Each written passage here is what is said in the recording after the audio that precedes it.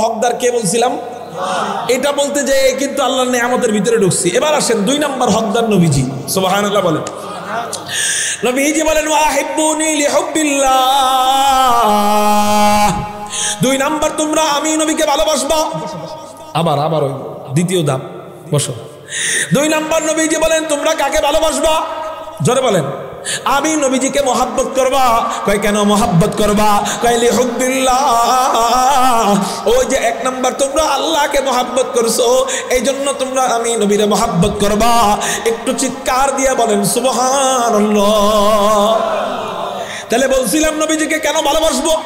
2টা জবাব দিব। 1 নাম্বার জবাব হাদিস থেকে দিব, 2 নাম্বার জবাব বিজ্ঞানের আলোকে দিব। হাদিসের জবাব দিলাম নবীজিকে ভালোবাসবো কার জন্য? আল্লাহর জন্য। এবার আসেন বিজ্ঞানের জবাব, নবীজিকে ভালোবাসবো কেন? যে সমস্ত বৈজ্ঞানিকরা মানুষের দিল নিয়ে গবেষণা করেন, মানুষের মন নিয়ে গবেষণা করেন, এই সমস্ত বৈজ্ঞানিকরা বলেন একজন মানুষ আর একজন মানুষকে 4 কারণে মহব্বত করে। চিৎকার দিয়ে বলেন কয় কারণে মহব্বত করে?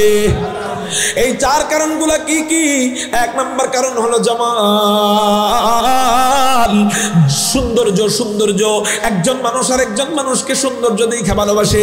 2 নাম্বার কারণ হলো কামাল, পূর্ণতা বা যোগ্যতা। একজন মানুষ আর একজন মানুষকে যোগ্যতা বা পূর্ণতা দেখে মহব্বত করে। 3 নাম্বার কারণ হলো ইহসান, দয়া। একজন মানুষের দয়া বেশি, এই জন্য মানুষ তাকে ভালোবাসে। 4 নাম্বার কারণ হলো করাবাত, আত্মীয়তা। একজন মানুষ আর একজন মানুষের সাথে আত্মীয়তার বন্ধনের কারণে মহব্বত করে। ঠিক না ঠিক? তাহলে বলেন ভালোবাসার কারণ কয়টা? 1 নাম্বার সৌন্দর্য, 2 নাম্বার যোগ্যতা, 3 নাম্বার দয়া, 4 নাম্বার আত্মীয়তা। আচ্ছা, এই ভালোবাসার কারণগুলোর মাঝে একটা কারণ যদি একজনের ভিতরে মানুষ পায়, মানুষ তাকে জীবন দিয়ে মহব্বত করে। কয়টা কারণ? যে কোনো একটা।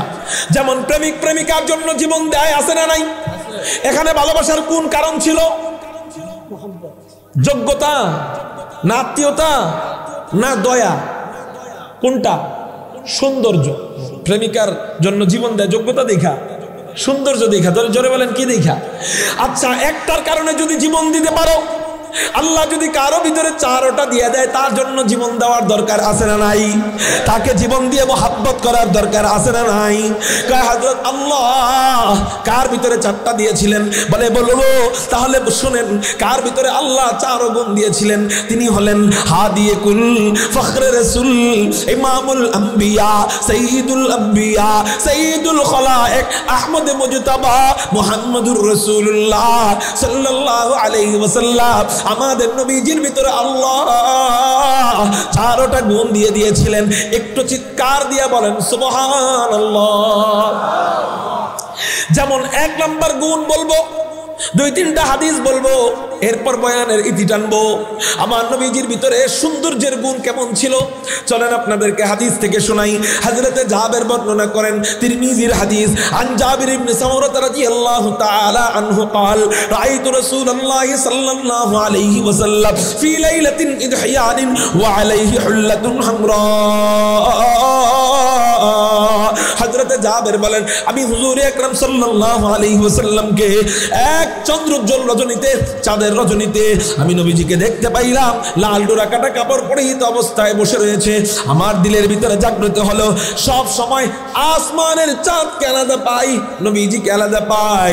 আজকে আসমানের চাঁদও পেয়ে গেছি, আসমানের পূর্ণিমার চাঁদও পেয়ে গেছি, জমিনের পূর্ণিমার চাঁদ মুহাম্মদুর রাসূলুল্লাহ সাল্লাল্লাহু আলাইহি ওয়াসাল্লাম কেউ পেয়ে গেছি।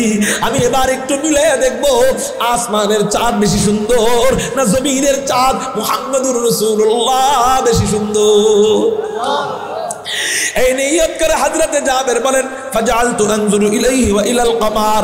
একবার আমি আসমানের চাঁদের দিকে তাকাইলাম, একবার নবীজির দিক তাকাইলাম, একবার আসমানের চাঁদ দেখলাম আর একবার নবীজির দিক তাকাইলাম। বারংবার এমন করার পর আমার দিল সাক্ষী দিতে বাধ্য হলো ফালাহু ইনদি আহসানু মিনাল কমার। আসমানের পূর্ণিমার চাঁদের চেয়েও, আসমানের পূর্ণিমার চাঁদের চেয়েও হুজুর আকরাম সাল্লাল্লাহু আলাইহি ওয়াসাল্লামের চেহারা মুবারক কোটি কোটি কোটি কোটি গুণ বেশি সুন্দর। একটু চিৎকার দিয়া বলেন না সুবহানাল্লাহ। এই জন্যই তো হযরতে হাসান বিন সাবিত, নবীজির কবি নাম হযরতে হাসান বিন সাবিত, নবীজির কাছে আয়েশা বলে, ইয়া রাসূলুল্লাহ, ইয়া হাবিবাল্লাহ, আমি আপনাকে নিয়ে একটা কবিতা বানাইছি, বলবো নি? ভাই কি কবিতা?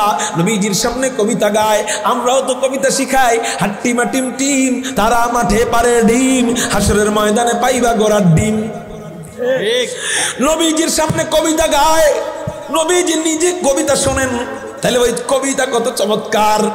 নবীজির সামনে হযরত হাসান কবিতা গায়, ওয়া আহসানু মিনকা লাম তারাকাতু আইদি ওয়া আজমালু মিনকা লাম তালিদিন নিসাউ খুলিকতা মুবাররাআম মিন কুল্লি আইবিন কাআন্নাকা কাদ খুলিকতা কামা তাশাউ। হযরত হাসান বলেন, রাসূল, আপনার চেয়ে সুন্দর, আপনার চেয়ে মনোমুগ্ধকর সন্তান আজ পর্যন্ত আমি কখনো আমার দুই চোখ দিয়ে দেখি নাই। সুবহানাল্লাহ। কালকে বাড়ি যায় পড়েন, আজমালু মিন কালাম তালিদিন নিসাউ। ও রাসূলুল্লাহ, পৃথিবীর কোন মা আপনার চেয়ে সুন্দর সন্তান জন্ম দিতে পারে নাই। সুবহানাল্লাহ। এজন্যই তো নবীজির মা হযরতে আমেনা বলেন, আমার গর্ভ থেকে যখন আমার সন্তান ভূমিষ্ঠ হইল, আমি একটু টেনশনে পড়ে গেলাম, এত সুন্দর চেহারা, নামটা আমি কি রাখতে পারি? আমার শিশুর দিক তাকাইলাম, শিশুর চেহারাটা মোহাম্মদ। মোহাম্মদ শব্দের অর্থ হলো প্রশংসিত। অর্থ কি? আমার শিশুর চেহারার দিক তাকাইলাম, চেহারাটা মোহাম্মদ। গালের দিক তাকাইলাম, গালটা মোহাম্মদ। ঠোঁটের দিক তাকাইলাম, ঠোঁটটা মোহাম্মদ। নাকের দিক তাকাইলাম, নাকটা মোহাম্মদ। চোখের দিক তাকাইলাম, চোখটা মোহাম্মদ। কপালের দিক তাকাইলাম, কপালটাও মোহাম্মদ। মাথার দিক তাকাইলাম, মাথাটাও মোহাম্মদ। চুলের দিক তাকাইলাম, চুলটা মোহাম্মদ। কাঁধের দিক তাকাইলাম, কাঁধটা মোহাম্মদ। সিনার দিক তাকাইলাম, সিনাটাও মোহাম্মদ। পেটের দিক তাকাইলাম, পেটটা মোহাম্মদ। উরুর দিক তাকাইলাম, উরুটাও মোহাম্মদ। হাত পায়ের দিক তাকাইলাম, হাত পাটাও মোহাম্মদ। হযরতে আমেনা বলেন, আল্লাহ, যেই শিশুর আপাদমস্তক মোহাম্মদ, এমন দামি শিশু, এমন হাই কোয়ালিটি শিশুর নাম আমি কি রাখতে পারি? আল্লাহ হযরতে আমেনার অন্তরে ঢাইলা দিলেন, ও আমেনা রে, যেই শিশুর সব কিছু মোহাম্মদ, সেই শিশুর নাম আর আলাদা অন্যটা রাখবা কেন? এক কাজ করো না, ওর নামটাও রাইখা দাও মোহাম্মদ। লা ইলাহা और इल्लल्लाह में नुक्ता नहीं, ला इलाहा और इल्लल्लाह में नुक्ता नहीं। देखिए क्या रमज़ है कुदरत के इस पैगाम में, आबिज़ाफ़ा गैर मुमकिन है खुदा की कसम।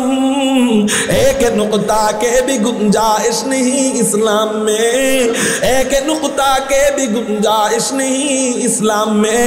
कारो ज़बान जन बंद থাকে না, চিৎকার দিয়ে বলি না আল্লাহু আকবার। আল্লাহ নবীজিকে এমন একটা নাম দিছে, নবীজির চেহারার মতো চেহারা যেমন দুনিয়ার দ্বিতীয় আর কাউকে আল্লাহ দেন নাই, নবীজির নামের মতো নাম আল্লাহ দুনিয়ার আর কাউকে দেন নাই। যেমন আমাদের নবীজির বংশধারা যদি একটু দেখেন, নবীজির বংশধরের ভিতরেও নবীজির চেয়ে সুন্দর কোনো নাম নাই।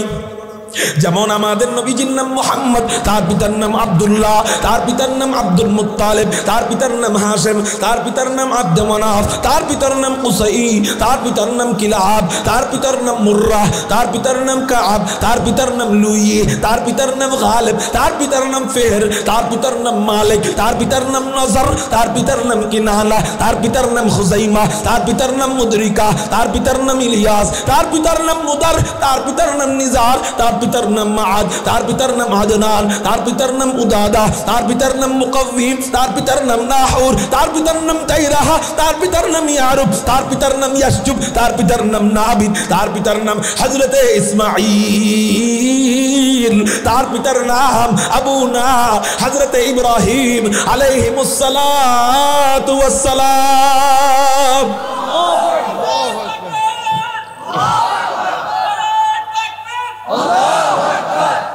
মোহতারাম হাজিরিন, এই যে কয়েকটা নাম বললাম, এই নামের মধ্যে নবীজির চেয়ে সুন্দর পারফেক্ট কোনো নাম নাই। সুবহানাল্লাহ বলেন। আপনি বলতে পারেন, হুজুর একটু বুঝায় এখন, ইব্রাহিম নামটাও তো সুন্দর, নবীজির নাম ইব্রাহিম হইতে পারতো। ইসমাইল নামটাও তো সুন্দর, নবীজির নাম এটা তো হইতে পারতো। ইলিয়াস নাম অত সুন্দর, এটাও তো হইতে পারতো। আমি বলবো চলেন একটু মিলাই শোনায় দেই। আল্লাহর নাম লিখতে অক্ষর লাগে 4টা। কয়টা? আল্লাহ লিখতে অক্ষর লাগে 4টা। নবীজির নামও আল্লাহ মিলায় রাখছেন। মুহাম্মদ লিখতে অক্ষর লাগে 4টা। সুবহানাল্লাহ। আল্লাহ নামেও কোনো নুক্তা নাই, মুহাম্মদ নামেও আল্লাহ কোনো নুক্তা রাখে নাই। অথচ ইতিপূর্বে সব নবীদের নামে নুক্তা আছে, সব নবীদের নামে নুক্তা আছে। এবার আল্লাহর নাম কালেমায় ঢুকলো, কালেমা হয়ে গেল লা ইলাহা ইল্লাল্লাহ। নবীজির নামও কালেমায় ঢুকলো, কালেমা পূর্ণাঙ্গ হয়ে গেল মুহাম্মাদুর রাসূলুল্লাহ। লা ইলাহা ইল্লাল্লাহ এতটুক আল্লাহর, মুহাম্মাদুর রাসূলুল্লাহ এতটুক নবীজির। এবার আসেন লা ইলাহা ইল্লাল্লাহ, এখানেও অক্ষর 12টা। মুহাম্মাদুর রাসূলুল্লাহ এখানেও আল্লাহ অক্ষর দিলেন 12টা। সুবহানাল্লাহ। আবার লা ইলাহা ইল্লাল্লাহ কালেমায় এতটুক 12 অক্ষরেও কোনো নুক্তা নাই। মুহাম্মাদুর রাসূলুল্লাহর 12 অক্ষরেও আল্লাহ কোনো নুক্তা রাখেন নাই। তাহলে মিলটা দেখছেন নি? কয় আল্লাহ লিখতে অক্ষর লাগে 4টা, মুহাম্মদ লিখতে অক্ষর লাগে 4টা, লা ইলাহা ইল্লাল্লাহ লিখতে অক্ষর লাগে 12টা, মুহাম্মাদুর রাসূলুল্লাহ লিখতে অক্ষর লাগে 12টা। আল্লাহ 4 অক্ষরে নুক্তা নাই, মুহাম্মদ 4 অক্ষরে নুক্তা নাই, লা ইলাহা ইল্লাল্লাহ 12 অক্ষরে নুক্তা নাই, মুহাম্মাদুর রাসূলুল্লাহ 12 অক্ষরেও আল্লাহ নুক্তা রাখে নাই। এই জন্যই তো কবি বলেন লা ইলাহা और इल्लल्लाह में नुक्ता नहीं, देखिएगा रमज़ है कुदरत के इस पैगाम में, आब इज़ाफ़ा गैर मुमकिन है खुदा की कसम। एक नुक्ता के भी गुंजाइश नहीं इस्लाम में, एक नुक्ता के भी गुंजाइश नहीं इस्लाम में। এই যে একটা মিল, নামের সংখ্যা অক্ষরের সংখ্যার মিল, নোক্তার যে মিল, আমার নবীর নাম বাদ দিয়ে অন্য কোনো নাম ঢুকাইলেই মিল হইতো না। যেমন লা ইলাহা ইল্লাল্লাহ ইব্রাহিম রাসূলুল্লাহ মিলতো না, লা ইলাহা ইল্লাল্লাহ মুসা রাসূলুল্লাহ মিলতো না, লা ইলাহা ইল্লাল্লাহ ইসমাঈল রাসূলুল্লাহ মিলতো না। ইসমাঈলের ভিতরে অক্ষর 4টাও না, আবার নোক্তাও আছে, কিন্তু সব দিক বিবেচনায় পারফেক্ট সুন্দর মিল মতো একটা নাম মুহাম্মদ। জোরে বলেন সুবহানাল্লাহ। তো যেমন পারফেক্ট তার নাম, ওই রকম পারফেক্ট তার চেহারা। সুবহানাল্লাহ। এই জন্য হযরত হাসান বলেন রাসূল আপনার চেয়ে সুন্দর কোন চেহারার অধিকারী আজ পর্যন্ত পৃথিবীর কোন মা জন্ম দিতে পারে নাই। আপনি বলবেন হুজুর আওয়ামী লীগের লিডারের প্রশংসা তো আওয়ামী লীগরা করবেই, বিএনপির লিডারের প্রশংসা তো বিএনপিরা করবেই। আওয়ামী লীগের প্রশংসা কখনো বিএনপি করতে যাবে না, বিএনপির প্রশংসা কখনো আওয়ামী লীগ করতে যাবে না। হুজুর আপনাদের লিডার মুহাম্মদুর রাসূলুল্লাহ সাল্লাল্লাহু আলাইহি ওয়াসাল্লামের প্রশংসা আপনারা তো করবেনই, কোন অমুসলিম তো আপনাদের নবীর প্রশংসা করতে যায় নাই।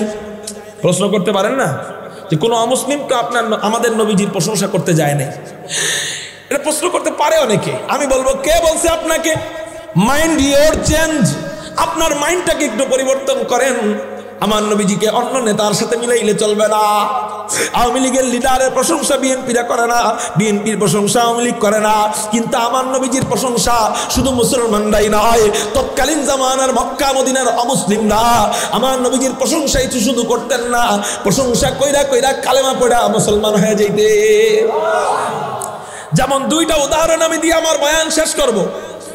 এরপরে যেহেতু বয়ানের মাঝখানে কালেকশন হয়েছে, বয়ানের শুরু এবং শেষ আপনারা মিলাইতে পারতেছেন না যে কথা কোন দিক থেকে শুরু হইলো কোন দিক থেকে শেষ হইলো, এই জন্য এটাও মিলাইয়া বুঝাই দিব, বসতে হবে এই জন্য। আল্লাহু আকবার। আমার নবীর প্রশংসা যে অমুসলিমরা করতেন এটার প্রমাণ, 1 নম্বর প্রমাণ আল্লাহর 1 নাম আমিন, জিবরাইলেরও 1 নাম আমিন। আমরা বলি না হযরতে জিবরিল আমিন বলি কিনা?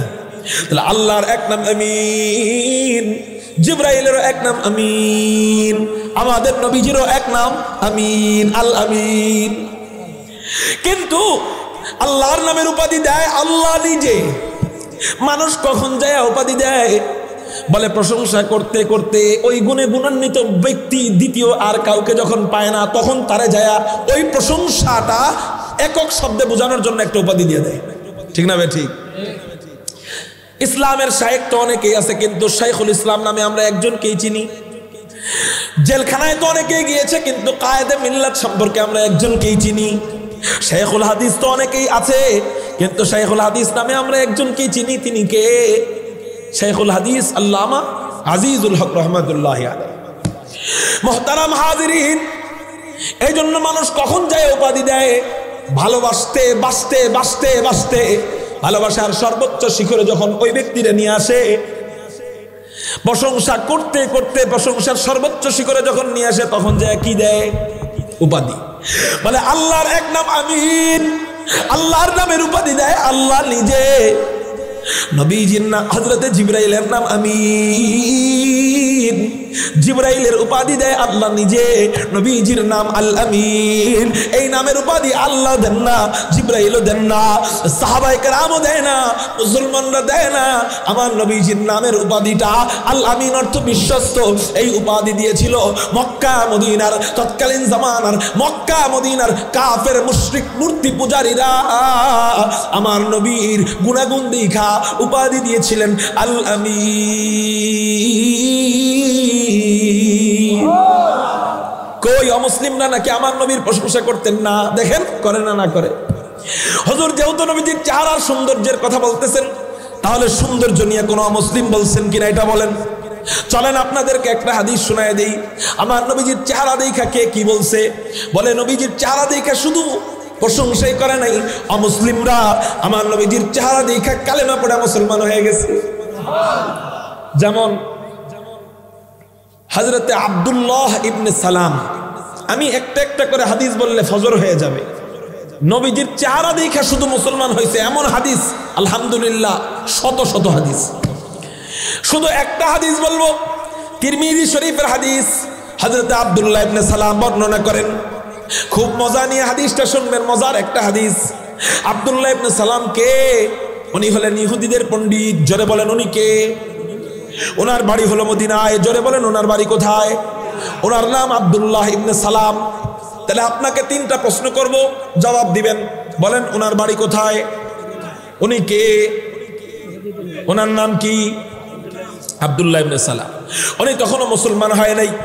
হযরত আব্দুল্লাহ ইবনে সালাম বলে, মুহাম্মদ নামে এক ব্যক্তি মক্কা শরীফ থেকে হিজরত করে মদিনায় আসলো। মানুষ তাকে দেখার জন্য ভিড় জমানো আরম্ভ করলো। আব্দুল্লাহ ইবনে সালাম বলে, মানুষ তার কাছে যায়, দেখে, ভালো লাগে আর মুসলমান হয়। আব্দুল্লাহ ইবনে সালাম বলে, সাধারণ পাবলিকের যাচাই বাছাই করা আর আলেমের যাচাই বাছাই করা একটু আলাদা। অতএব সাধারণ মানুষ দেখা যাচাই বাছাই ছাড়াই মুসলমান হয়ে যায়। আমি একটু যাব, আমি যেহেতু ইহুদিদের আলেম, আমি যেহেতু ইহুদিদের পণ্ডিত মশাই, এই জন্য আমি একটু যাব, আমি একটু দেখব, আমি একটু যাচাই বাছাই করব, এটা আসলে সত্য নবী না মিথ্যা নবী, আমি একটু যাচাই বাছাই করব। হযরত আব্দুল্লাহ ইবনে সালাম নবীজিকে যাচাই বাছাই করার জন্য তাওরাত, ইনজিল, জাবুর থেকে তিনটা প্রশ্ন নিছে। এই তিন প্রশ্নের উত্তর আবার নবী ছাড়া আর কেউ জানে না। এক নম্বর প্রশ্ন হলো কিয়ামতের পূর্বে সর্বপ্রথম বড় আলামত কোনটা? দুই নম্বর প্রশ্ন হলো জান্নাতীরা জান্নাতে যাওয়ার পর আল্লাহ সর্বপ্রথম মেহমানদারি করাবেন কোন খাবার দিয়ে? তিন নম্বর প্রশ্ন হলো সন্তানের চেহারা কখনো বাবার মতো কেন হয়, কখনো মায়ের মতো কেন হয়? বলেন তিনটা প্রশ্ন সহজ না কঠিন? এই তিনটা প্রশ্ন নিয়ে নবীজির কাছে যাইতেছেন। হঠাৎ করে অন্যান্য ইহুদিদের সামনে সাক্ষাৎ। কয় কই যাও নেতা সাহেব? কয় কে নাকি মুহাম্মদ নবী দাবি করছে, ওনারে আটকাইতে যাই, যাচাই বাছাই করতে যাই। হযরত আব্দুল্লাহ ইবনে সালামকে অন্যান্য ইহুদিরা বলে, ও আব্দুল্লাহ ইবনে সালাম, তুমি একা যাইবা কেন? আমরা তোমার সাথে যাব। কয় চলো তাহলে। বিশাল জামাত নিয়া আব্দুল্লাহ ইবনে সালাম নবীজির দরবারে যখন হাজির হয়, তখন নবীজি মসজিদে নববীতে বয়ান করতেছিলেন, আফশুস সালাম ওয়া আতঈমুত তাআম। নবীজি তখন বয়ান করতেছিলেন। এই মুহূর্তে আব্দুল্লাহ ইবনে সালাম নবীজির চেহারা মুবারকের উপর আব্দুল্লাহ ইবনে সালামের নজরটা পড়ছে। যেই মাত্র নজর পড়ছে, আব্দুল্লাহ ইবনে সালাম জায়গায় ব্রেক খেয়ে গেছে, আর পা বাড়াইতে পারে নাই। থর থর থর থর করে কাঁপা আরম্ভ করে দিছে। নবীজিকে দেখার সাথে সাথে আব্দুল্লাহ ইবনে সালাম ব্রেক। অন্যান্য ইহুদিরা বলে, ও আব্দুল্লাহ ইবনে সালাম, যাও, প্রশ্ন করো না কেন? যাচাই বাছাই করো না কেন? তুমি না যাচাই বাছাই করবা, প্রশ্ন না তিনটা করবা? আব্দুল্লাহ ইবনে সালাম চোখের পানি ছাইরা দিয়া চিৎকার দিয়া বলে, ও মিয়া রে, যাচাই বাছাই করব কি, প্রশ্ন করব কি? আমি তো চেহারা দেখেই বুঝে গেছি লাইসা বিওয়াজহিন কাযাব, এত চমৎকার এত সুন্দর চেহারাওয়ালা ব্যক্তি কখনো মিথ্যা নবী হইতে পারে না। খতমুর রাসূলুল্লাহ নজম সুবুল সুবহ হিদায়াত, খতমুর রাসূলুল্লাহ নজম সুবুল সুবহ হিদায়াত, হাক্কা কে নজিরি তু আল হক বশিরি, আয় খতমে রাসূল উম্মত তু খৈর উম্মত, চু সমরে কে আয়াত হামাদ ফসল আখিরি। কারো জবান যেন বন্ধ থাকে না, চিৎকার দিয়ে বলি না আল্লাহু আকবার। বলে মানুষ কয় গুণে ভালোবাসে? ভালোবাসার কারণ কয়টা? মানুষ চার কারণে মহব্বত করে, এর মধ্যে এক নম্বর কারণ হলো জামাল, সৌন্দর্য। আবার নবীজিকে আল্লাহ এতটাই সৌন্দর্য দান করেছিলেন যে শুধু মুসলমানরাই নয়, তৎকালীন জামানার অমুসলিমরা, কাফেররা, মূর্তি পূজারীরা, মুশরিকরা আমার নবীজির চেহারা দেখা কালেমা পড়া পড়া শুধু চেহারা দেখা মুসলমান হয়ে গেছে। এমন নবীর চেহারার, এই চেহারাওয়ালা নবীর উম্মত হয়েও জান্নাতে যদি ওই নবীর কাছে থাকতে না পারি, আমি জান্নাতি হয়েও ব্যর্থ। জান্নাতি হয়েও এক ধরনের কি ব্যর্থ। কেন? এক সাহাবী নবীজির কাছে গেছে, যাওয়ার পরে বলতেছি, ইয়া রাসূলুল্লাহ, ইয়া হাবিবাল্লাহ, আপনাকে আমি এতটাই ভালোবাসি, আমি আপনাকে এত মহব্বত করি, আপনার চেহারার প্রেমে আমি এমন ভাবে পড়ছি, পৃথিবীতে যত কাজই করি না কেন, যত ভালো লাগার কাজই করি না কেন, আপনার চেহারার কথা যখন মনে পড়ে রাসূল আমার আর মজা লাগে না, যতক্ষণ পর্যন্ত দৌড়ায় আইসা আপনাকে না দেখি দুনিয়ার অন্য আর কোনো কাজে আমার মনোযোগ বসে না। এটা বলার পর ওই ব্যক্তি কান্না আরম্ভ করে দিচ্ছে। নবীজি বলে, আচ্ছা ভালোবাসা দেখাইতেছো তো কাঁদো কেন? ওই সাহাবী বলতেছে, রাসূল আমি ভাবতেছি কয়েকদিন পরে আপনার ইন্তেকাল হয়ে যাবে, কয়েকদিন পরে আমার ইন্তেকাল হয়ে যাবে, আপনারও ইন্তেকাল হবে। আপনারা আমার দিকে তাকান, মজার কথা, কয়েকদিন পরে আমার ইন্তেকাল হবে, কিন্তু আপনি তো সরকারে দো জাহান, আপনি তো সঈদুল আম্বিয়া, আপনি সঈদুল খালায়েক, আপনি আহমদ মুজতবা, আপনি রাহমাতুল লিল আলামিন, আপনি খাতামুন নবীন, কই আপনি আর কই আমি? রাসূলে বেশি ইবাদত আমি করতে পারি না যে আপনার সাথে আমি জান্নাতে থাকবো। অতএব হাসরের ময়দান থেকে যখন জান্নাতে যাব, যাওয়ার পরে আল্লাহ আপনাকে জান্নাতের সবচেয়ে উঁচু মাকাম দিবে, আর আমাকে আল্লাহ জান্নাতের কোন জায়গায় রাখবে আমি জানি না।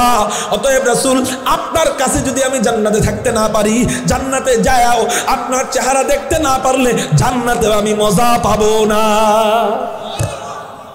কি বলে? জান্নাতে যায় নাকি মজা পাবে না? কাকে না দেখলে? তাহলে বুঝেন যে সাহাবীরা ওই নবীর চেহারা দেখছে, তারা নবীজির চেহারার কত মায়ায় পড়ছে। কেন মজা পাবে না? না পাওয়ার কারণ হলো জান্নাতের ভিতরে মৌলিকভাবে নেয়ামত দুই প্রকার। কয় প্রকার? এক প্রকার হলো শারীরিকভাবে ভোগ করার নেয়ামত, আরেক প্রকার হলো দেইখা মজা নেওয়ার নেয়ামত। দেইখা মজা নেওয়ার নেয়ামত যা আছে, যেমন বাগান আছে, নহর আছে, নদী নালা আছে, সমুদ্র সৈকত আছে, বাড়ি আছে, গাড়ি আছে, হুরগেলমান আছে, কত কিছু আছে, কয়টার নাম খুব। তো জান্নাতে যাওয়ার পরে এই সৌন্দর্যগুলা দুনিয়ার তুলনায় কোটি গুণ বেশি সুন্দর।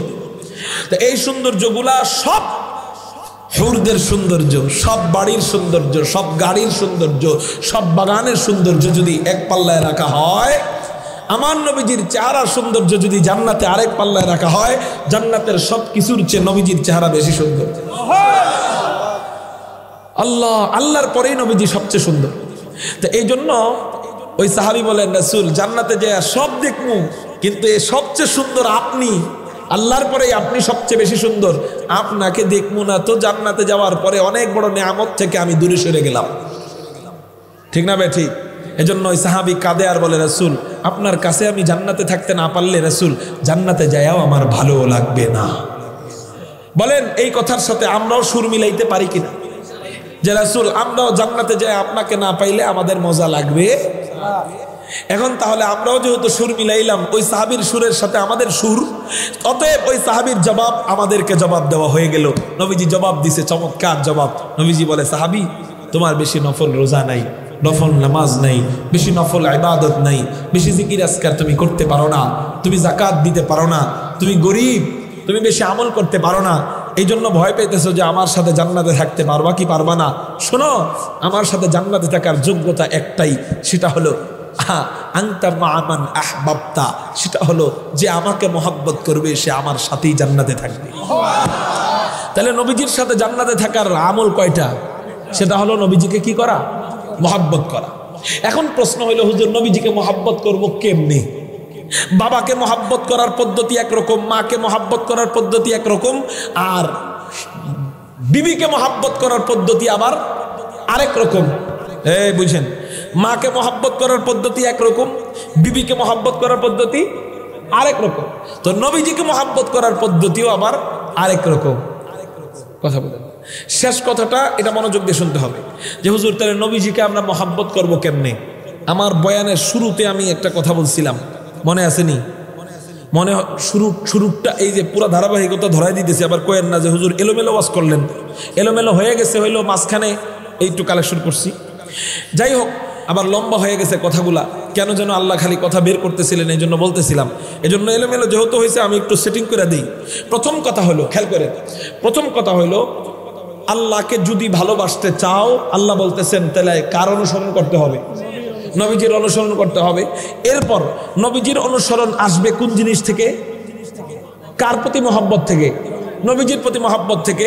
এবার নবীজিকে মহব্বত করব কেন, এটার জবাব দিছি কয়টা? দুইটা। এক নাম্বার জবাব হাদিস থেকে, দুই নাম্বার জবাব বৈজ্ঞানের আলোকে। তো বৈজ্ঞানের আলোকে জবাব একটা, 4 কারণের এক কারণ মাত্র বলছি, আর 3 কারণ আরেকদিন বলবো। ওই এক কারণ বইলা এবার বলতেছি যে এখন আসেন তো নবীজিরে যে আমরা ভালোবাসবো, নবীজিরে ভালোবাসার পরেই তো নবীর সুন্নতের অনুসরণ করতে পারবো। তো নবীজিরে যে আমরা ভালোবাসবো কেন, মানে কিভাবে? উত্তর, নবীজি বলতেছেন, মান আহাব্বা সুন্নতি ফাকাদ আহাব্বানি ওয়া মান আহাব্বানি কানা মাই ফিল জান্নাহ। আচ্ছা, আল্লাহকে ভালোবাসার পদ্ধতি কি যেন বলছি, বলেন সবাই? ভালোবাসা তো প্রথমে না, প্রথমে হলো আল্লাহকে ভালোবাসার পদ্ধতি হলো রাসূলের অনুসরণ করা। রাসূলের অনুসরণ মানে সুন্নতের অনুসরণ। রাসূলের অনুসরণ মানে কি? তাহলে বলেন আল্লাহকে ভালোবাসার পদ্ধতি কি? সুন্নতের অনুসরণ। এবার নবীজিও বলতেছেন, মান আহাব্বা সুন্নতি ফাকাদ আহাব্বানি ওয়া মান আহাব্বানি কানা মাই ফিল জান্নাহ। আর আমাকেও ভালোবাসার পদ্ধতি হলো আমার সুন্নতের অনুসরণ। যে ব্যক্তি আমার সুন্নতকে ভালোবাসবে, ফাকাদ আহাব্বানি, সে যেন আমাকেই ভালোবাসলো, আর যে আমাকে ভালোবাসলো সে যেন আমার সাথেই জান্নাতে থাকলো।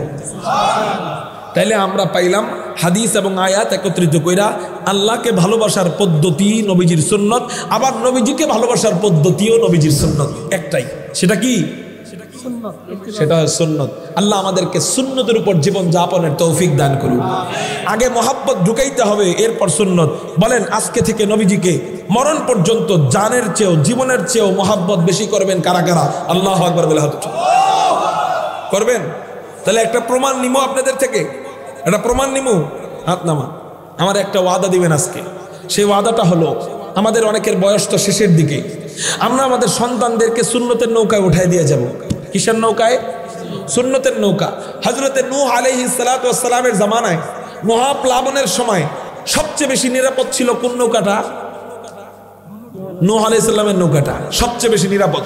বর্তমানে বাজারে গুনাহ, ঘাটে গুনাহ, মাঠে গুনাহ, হাটে গুনাহ, রাস্তায় গুনাহ, স্কুলে গুনাহ, কলেজে গুনাহ, ভার্সিটিতে গুনাহ, বাড়িতে গুনাহ, চতুর্মুখী গুনাহ, গুনাহ গুনাহ গুনাহ। সমস্ত গুনাহের মাঝখানে একটা নৌকাই যেন সুন্নতের নৌকা হয়ে কাজ করতেছে। এই জায়গায় ঢুকলাম তো নিরাপদ হয়ে গেলাম। সেই একটা মাত্র জায়গা হলো নুরানি মক্তব হাফিজিয়া কওমি মাদ্রাসা। ঠিক না? ঠিক।